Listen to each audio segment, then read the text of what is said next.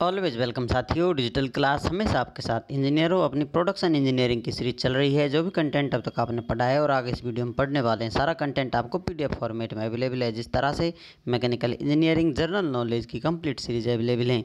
इन नोट्सों का इस्तेमाल आप SSC, RRB, state, JEE, GATE, BTech, AMI के एग्जामिनेशन के लिए कर पाएंगे।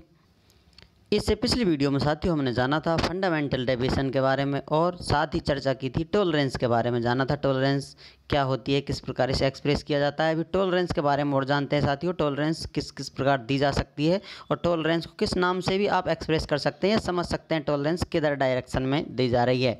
यूनिलेटरल एंड बायलेटरल टॉलरेंस, ये दोनों लिमिट किस प्रकार से दी जा सकती है। जैसा कि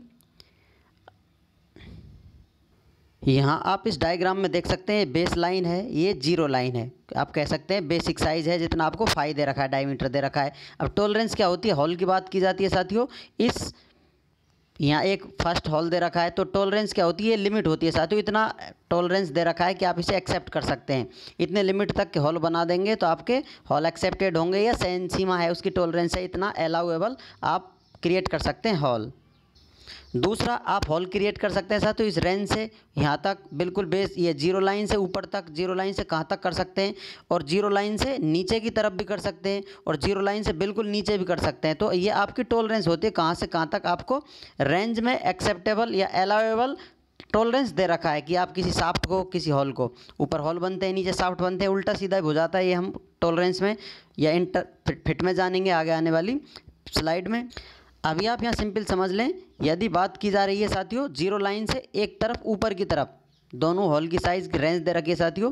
इतना हॉल बना सकते हैं आप बेस लाइन से, ये रेंज है इसकी। तो ये जो जीरो लाइन है इससे एक डायरेक्शन में ऊपर की तरफ है। दूसरा सेकंड नंबर ये देख सकते हैं, यहाँ से यहाँ तक ये भी एक डायरेक्शन में है। इस प्रकार अलग डायरेक्शन में भी जीरो लाइन से ऊपर, जीरो लाइन से नीचे, ये रेंज हो सकती है टॉलरेंस वाली।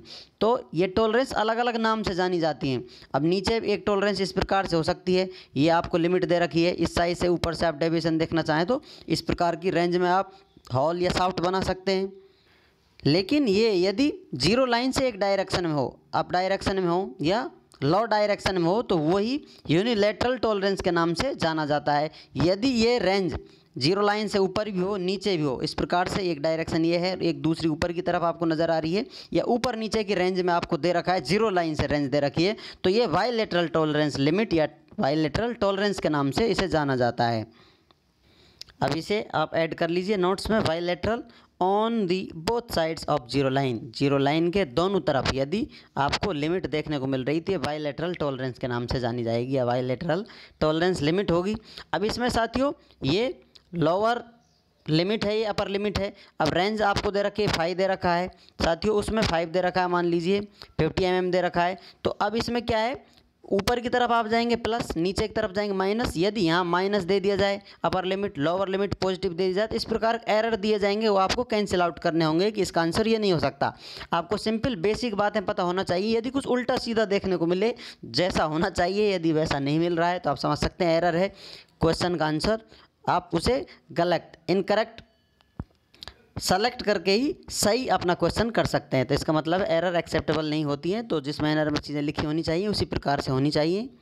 जैसा कि आप जानते हैं ऑप्शन में आपको सही गलत दोनों तरह के ऑप्शन देखने को मिलते हैं। तो आपसे ये भी ध्यान रखना होता है क्या सही पूछा जा रहा है या कुछ गलत पूछा जा रहा है, करेक्ट ऑप्शन या इनकरेक्ट ऑप्शन पूछा जा रहा है। तो एरर्स को आप ध्यान में रखें, कुछ उल्टा सीधा दिया जाए तो।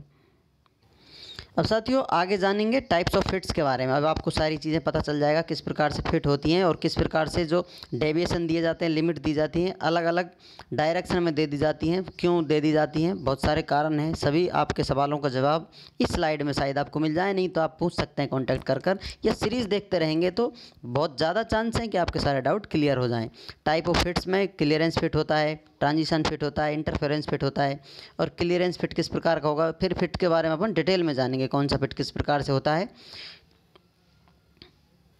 अभी आप इनके नाम जान लीजिए क्लियरेंस फिट को। Slack, loose, sliding fit, loose fit, slack fit, running, loose running fit के नाम से जाना जाता है। ट्रांजिशन फिट को पुश, फोर्स, रिंगिंग फिट के नाम से जाना जाता है। इंटरफेरेंस फिट को shrink, light drive, heavy drive interference fit के नाम से जाना जाता है, या फिर इस प्रकार से इन फिटों को एक्सप्रेस किया जाता है ये कौन सा फिट है। तो इनमें से सभी की अपनी अपनी महत्वता है, किस प्रकार से कौन सा फिट काम आता है, क्यों काम आता है, ये सब आपको सारी जानकारी मिलने वाली है नेक्स्ट स्लाइड में, नेक्स्ट वीडियो में। सीरीज से जुड़े रहिए, सीरीज एंजॉय करते रहिए, मस्त रहिए, व्यस्त रहिए।